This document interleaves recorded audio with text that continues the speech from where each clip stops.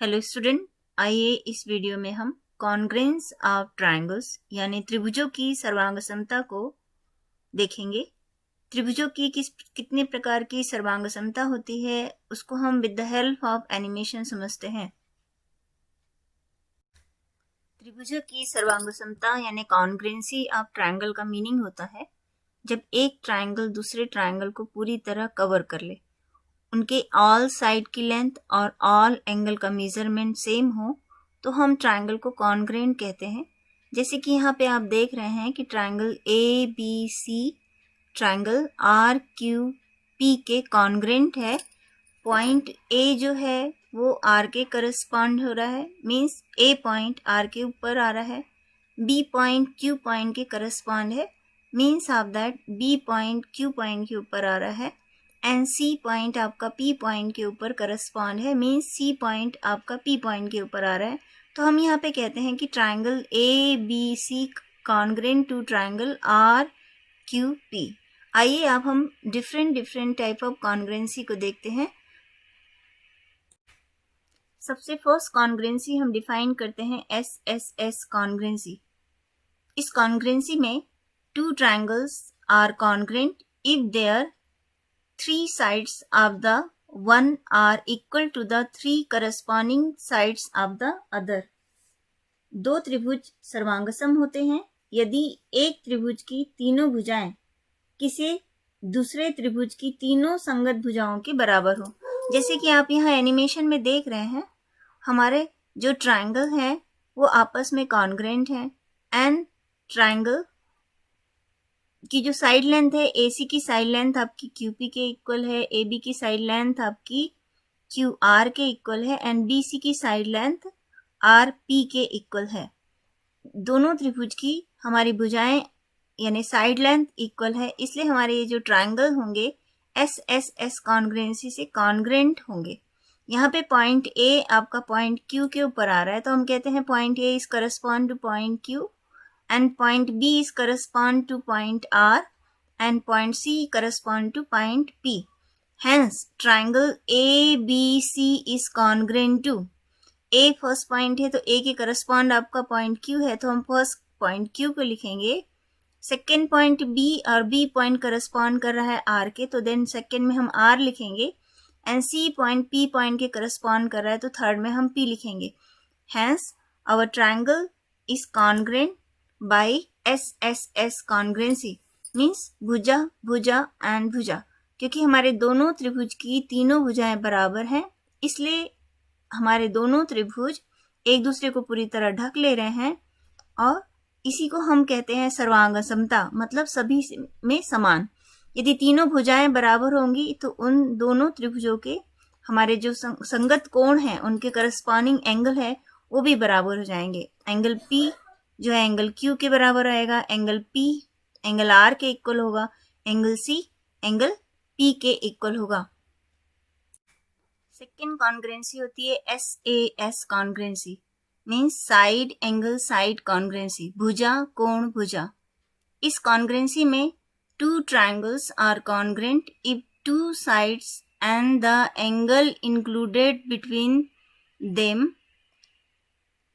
In one of the triangle are equal to corresponding sides and included angle between them of the other triangle।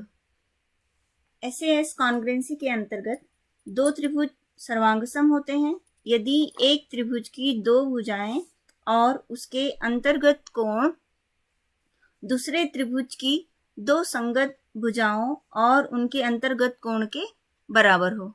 जैसे कि यहाँ पे आप animation में देख रहे हैं, यहाँ पे हमारे त्रिभुज की दो भुजाएं मीन्स AB की जो लेंथ है वो RE के इक्वल है एंड BC की लेंथ आपकी EG के इक्वल है एंड उनके बीच का जो इंक्लूडेड एंगल है एंगल B की एंगल वैल्यू एंगल E के इक्वल है। तो दो भुजाओं और उनके बीच के इंक्लूडेड एंगल्स अगर हमारे इक्वल हों तो हमारे दोनों ट्रायंगल कॉन्ग्रेंट होते हैं।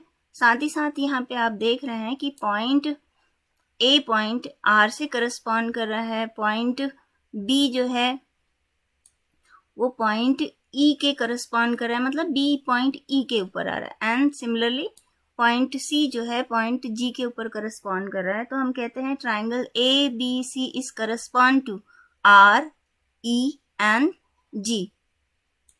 तो ये हमारी SAS कॉन्ग्रेंसी थ्योरम कहलाता है। थर्ड कॉन्ग्रेंसी हमारी होती है ASA, angle side angle.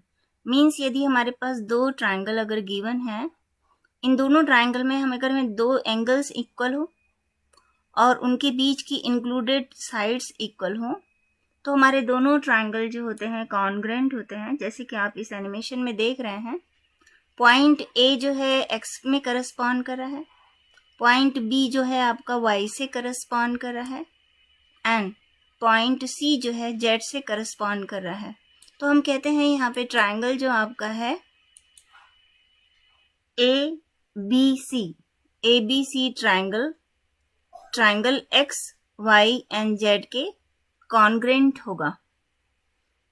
Means angle side angle congruency में यदि एक त्रिभुज के दो कोण और उनकी अंतर्गत भुजा किसी दूसरे त्रिभुज के दो संगत कोणों और अंतर्गत भुजा के बराबर हो, तो हमारे दोनों ट्राइंगल कॉन्ग्रेंट होते हैं। In angle side angle congruency, two triangles are congruent if two angles and the side included between them in one of the triangles are equal to the corresponding angles and the side included between them of the other triangle, then this congruency is called angle side angle congruency. Fourth कॉन्ग्रेंसी हमारी होती है RHS कॉन्ग्रेंसी, right angle, hypotenuse and side. तो RHS कॉन्ग्रेंसी के अंतर्गत दो समकोण त्रिभुज सर्वांगसम होंगे यदि किसी समकोण त्रिभुज का जो हमारा जो कर्ण होता है, हाइपोटेनियस की जो लेंथ होती है और उसके एनी वन साइड की जो लेंथ होगी वो दूसरे समकोण त्रिभुज के हाइपोटेनियस और उनकी जो करस्पॉन्डिंग साइड के इक्वल हो। जैसे कि आप यहाँ एनिमेशन में देख रहे हैं, हमारे यहाँ दो राइट एंगल ट्राइंगल हमने लिए हुए हैं और दो राइट एंगल ट्राइंगल के यहाँ पे एंगल बी पे 90 डिग्री है तो एंगल वाई पे 90 डिग्री है, एंड इनके हाइपोटेनियस की लेंथ आपकी 5 सेंटीमीटर और इस साइड की लेंथ BC साइड की लेंथ आपकी YZ के इक्वल है। तो पॉइंट ए जो है पॉइंट एक्स से करस्पॉन्ड कर रहा है, पॉइंट बी आपका वाई से करस्पॉन्ड कर रहा है, and point C point Z से करस्पॉन्ड कर रहा है। तो हम कहते हैं हमारे जो ट्राइंगल जो है ABC जो ट्राइंगल है, triangle ABC is congruent to the triangle XYZ. Hence, by RHS congruency, the hypotenuse and one side of a right angle triangle are respectively equal to the hypotenuse and one side of another right angle triangle. Then the triangles are congruent. तो हमने देखा triangle में 4 कॉन्ग्रेंसी होती है। First is the SSS कॉन्ग्रेंसी, second is SAS कॉन्ग्रेंसी जिसे हम side angle side कॉन्ग्रेंसी कहते हैं। थर्ड हमने देखा एंगल साइड एंगल कॉन्ग्रेंसी जिसे हम कोण भुजा कोण कॉन्ग्रेंसी भी कहते हैं। एंड फोर्थ कॉन्ग्रेंसी हमने देखा RHS कॉन्ग्रेंसी जिसे हम राइट एंगल हाइपोटेनियस साइड, यदि एक राइट एंगल ट्राइंगल हमारे पास है तो दूसरे राइट एंगल ट्राइंगल के कॉन्ग्रेंट होगा यदि उनके हाइपोटेनियस की लेंथ और वन साइड की लेंथ इक्वल होगी। साथ ही हमें यह भी ध्यान रखना है कि एंगल एंगल एंगल कोई भी हमारी कॉन्ग्रेंसी नहीं होती है, क्योंकि यह आवश्यक नहीं है कि बराबर संगत कोणों की दो त्रिभुज सर्वांगसम हो।